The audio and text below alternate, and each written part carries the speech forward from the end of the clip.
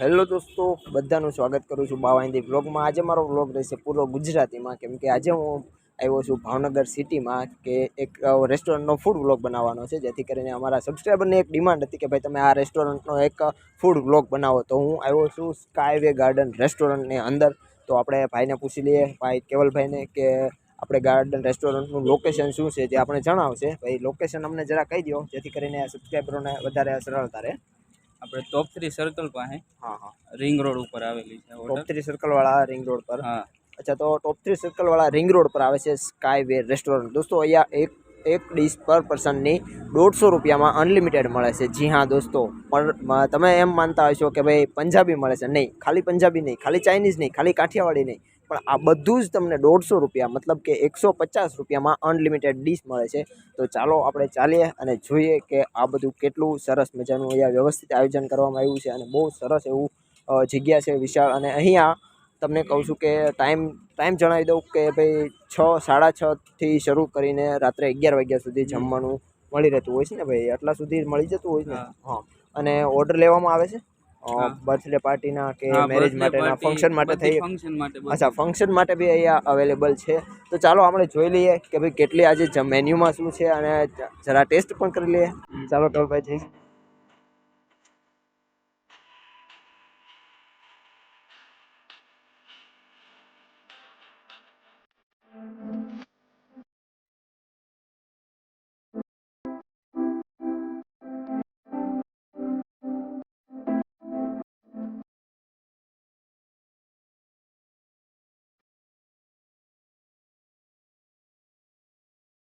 મિત્રો એન્ટર થતાની સાથે આપણે જે જોયું બુદ્ધનું સ્ટેચ્યુ છે, જે સેલ્ફી માટે સરસ એક પોઈન્ટ બની શકે છે। આ બાજુ છે ફેમિલી માટે વેઇટિંગ એરિયા છે, એવું બનાવેલું છે કે જ્યાં ઘણી બધી ચેર મૂકી છે અને બાળકોને રમવા માટે બગીચા ટાઈપનું ગાર્ડન ટાઈપ છે। અને આ બાજુ પહેલાં ખુરશી બધી કેટલી બધી કરીબ 500-700 જેટલી સીટ છે, આરામથી માણસો જમી શકે। 500 જેટલું માણસ અહીંયા આરામથી જમી શકે છે। ફંક્શનનો ઓર્ડર લેતા હોય તો કોઈ આટલી તો જગ્યા બહુ સારી વસ્તુ કહેવાય ને, એને કેવલભાઈ। અને એકદમ ગાર્ડન, મતલબ જો તમે ગાર્ડન, દરેક ગાર્ડન નાના નાના ઝાડની અંદર લાઇટિંગ બહુ સરસ રીતે કરેલું છે, અને અલગ અલગ સુવિચાર લખેલા છે।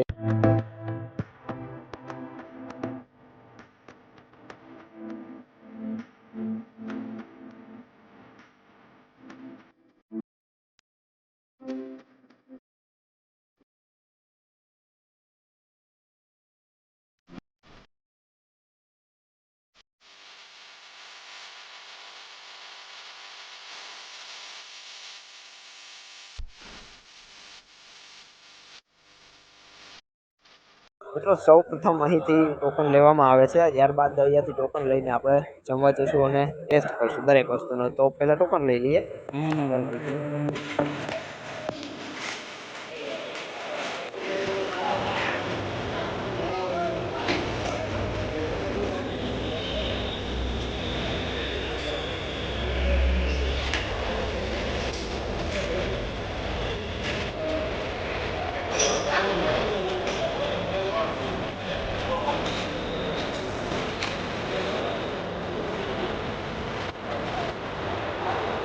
મિત્રો સૌપ્રથમ આપણે ડીશ લઈ લીધી છે। મિત્રો સૌપ્રથમ અહીંયા સલાડ બધા ગોઠવેલા છે, કોબીજ, ટામેટાનું છે, ડુંગળી છે, લીંબુ છે, મરચાં છે, અને આ આચાર છે। બધી જ લાઈન પહેલાં સંભાળની છે, આચારની છે। આગળ જોઈએ છે શું શું આવે છે। થોડું લેટ થઈ ગયું છે, તો ટ્રાફિક ઓલરેડી થઈ ગયું છે, અને આમ પણ આજે સેટરડે છે। અહીંયા રાખવામાં આવ્યું છે સ્વીટ સૌપ્રથમ, એના પછી મંચુરિયન ડ્રાય છે, ત્યારબાદ છે પનીર તૂફાની, પનીર મખણી, તૂફાન કરતે થોડું પહેલાં તૂફાની ટ્રાય કરીએ। પનીર મખણી બી છે, ઓળો બી છે। એવું લાગ્યું ને ઊંધિયું દેખાય, ઓલા ફ્રેન્ડને પૂછ્યું મેં કીધું રોટી મેં આમ જોયું નહીં। હા, થોડો ઓળો ખાઈશું, બધી વસ્તુ થોડી થોડી લઈશું, નહીં તો ડીશમાં જગ્યા નહીં રહે ટેસ્ટ માટે, ટેસ્ટ પૂરતી। બાકી મસાલા મગ છે, દાલ ફ્રાય છે, જીરા રાઈસ છે, એ બધું પાછળથી લઈશું। પાપડ,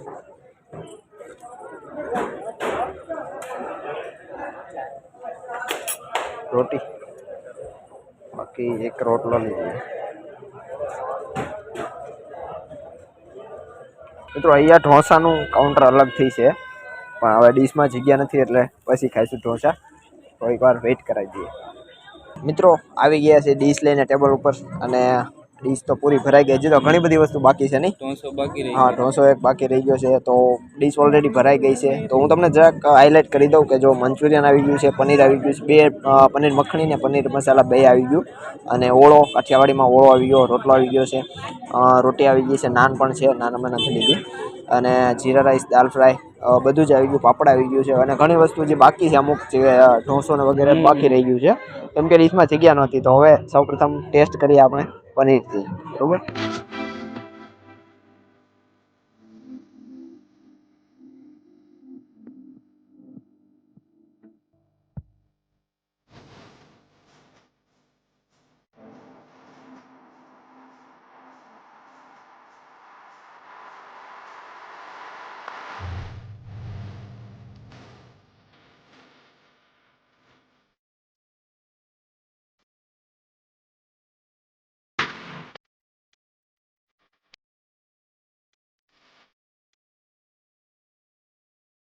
મિત્રો અહીંયા 15 થી 20 જેટલી અલગ અલગ વસ્તુ બધી છે જે જમવા માટે, અને એકદમ તમે ડીશમાં આટલી બધી જગ્યા બી નહીં હોય કે તમે 15 થી 20 વસ્તુ એક સાથે લઈ શકો, બરોબર? અને જો રોટલી છે તો રોટલી પણ એકદમ સરસ મજાની છે, કે જે રબર જેવી નથી કે જે આપણે ખેંચીએ તો લાંબી થાય એવી રોટલી નથી.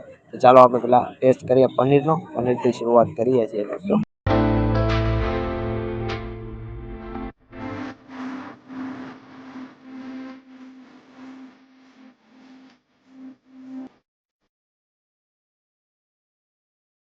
મિત્રો અત્યારે અમે જમીને આવી ગયા છીએ બહાર, હોટલ રેસ્ટોરન્ટની બહાર આવી ગયા છીએ. પણ જમવાનું એકદમ સ્વાદિષ્ટ અને બહુ જ સાત્વિક ભોજન હતું, અને ખૂબ મજા આવી. દોસ્તો એક વખત આ રેસ્ટોરન્ટની મુલાકાત જરૂર લો અને એક વખત અહીંયાનો ટેસ્ટ માણો. હું તો કહું છું કે એક વખત ચોક્કસ ભાવનગરની અંદર આવીને તમે આ રેસ્ટોરન્ટની અંદર એક વખત જમો. તમે બોર્ડ જોઈ રહ્યા છો, બહાર મોટું બોર્ડ મારેલું છે, જેથી કરીને તમારે લોકેશનમાં ઇઝીથી તમને મળી શકે. ઓકે, થેન્ક યુ દોસ્તો. અને જો ગુજરાતીમાં આવે જો વ્લોગ જોવા માંગતા હોય તો મને કોમેન્ટ કરો, અને બીજા કયા વ્લોગ જોવા માગો છો તમે મને કોમેન્ટ કરીને ખાસ જણાવશો. ત્યાં સુધી બાય બાય.